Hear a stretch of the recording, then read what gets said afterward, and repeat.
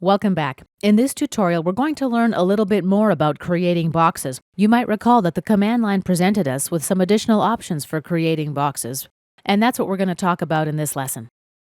I've just activated the box primitive. Let me recap the three-point method. First corner, second corner, and the third click sets the height of the box. Okay, let's activate the command again.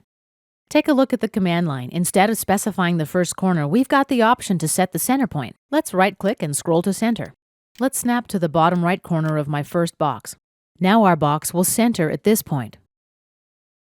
Let's set the second corner and the height. Notice that my box is created below and above the XY plane. Let's activate the command again.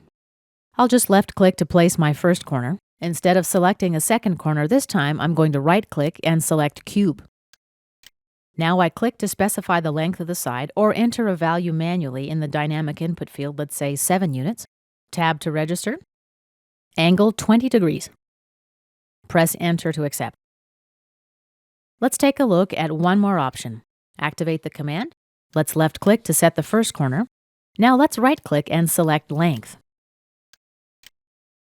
Now we can specify the length as well as the angle. Let's say 10 units at 20 degrees. Enter to accept. The width, I'll make 3 units. Press Enter to accept. And lastly, we've got the option to specify the height or a distance between 2 points. Let's right-click, scroll down to 2 point. Snap here is my first point. And notice as I move the mouse, the height of my box changes. Let's snap here for my second point. Now the height of my box is equal to the length of the cube size. Fast and easy.